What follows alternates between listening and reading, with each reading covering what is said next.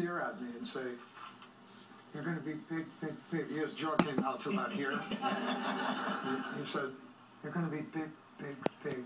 And I was thinking, I just want to pay my rent, you know. And I said, "Well, I hope you're right, Dad." And so after he passed away and the success finally happened, I always felt like he was watching. He's always kind of smiling and going, "I told you. I told you so. You never listen to me. Try to listen to me." I wanted you to share a couple of kind of the more unusual stories in here. Can we start with, can you share the story about Paula Abdul when she was a little girl? Unusual. Well, Paula Abdul, her older sister Wendy was going out with this great picture of her. Her older sister was going out with my guitarist, and we would go over to the apartment, and then we felt like going out to eat or going to see a movie, but we couldn't because her little sister Paula couldn't be left alone. So we had to stay, and we were like, okay, let's watch TV or whatever. And then later, years and years later, she became a famous choreographer before she had a hit as an artist and then became a hit artist. And so the rumors 20 years later started that I was her babysitter. So, and then I saw her doing an interview with Jimmy Kimmel, and she said, and he wasn't a great babysitter either. So now I was like, first of all, like I'm a babysitter, and now I'm a bad babysitter. It's like, is that a movie, The Bad Babysitter? You know, like, I don't know if I like that tag, you know. But and then she said, because she remembered that once she sat on a pencil, and we had to rush her to the hospital, but we picked up some ice cream on the way because we all wanted ice cream. You know, ice cream. I have to get some ice cream. You know.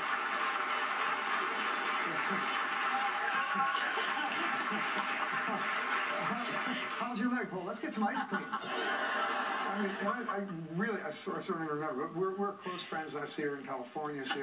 We do events and fundraisers and things, and we were just in St. Petersburg, and you know. But you know, I haven't taken her for ice cream. She's over.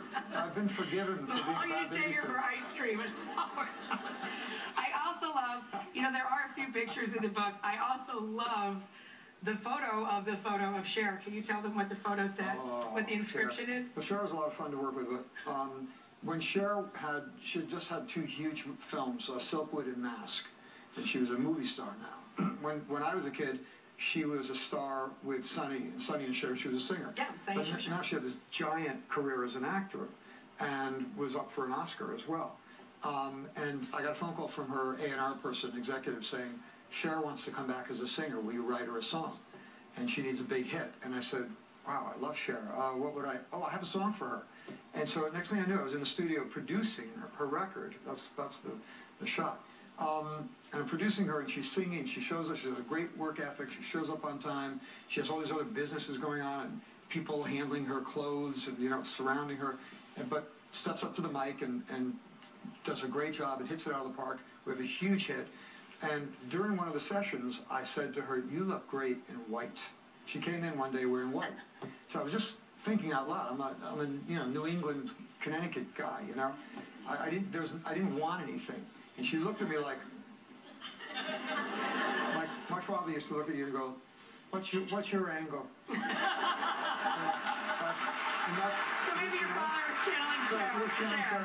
So I said, no, I'm just saying you look great. I don't want anything. I love working with you. This is great, you know. So some 10 years later, I get this photograph. It's a great photograph of her, and I lean in, and it says, "Michael, I'm wearing white panties under these." No, the best part. That's not it. Wait. So I go, "Why is she telling me that?" And I read further. She says, "Just kidding. I'm not wearing any."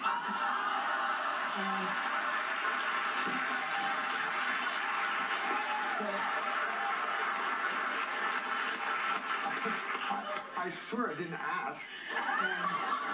But I probably should have written back, "You look better. I'm not wearing any." But it's on my wall, and people are trying to figure out why she would write something like it. It was all because I said, she looks great in white. So that's there you go. And must be even better without. So, Ain't No Mountain High Enough, a tribute to Hitsville, USA. I wanted to know, as a songwriter, How hard is it for you to pick out songs when you're going to do a tribute of a lot of other people's work and coming from such a huge catalog? Well, it's hard in a good way. It's a good problem to have because I went to EMI and Joe Bett, the companies that own the publishing catalog.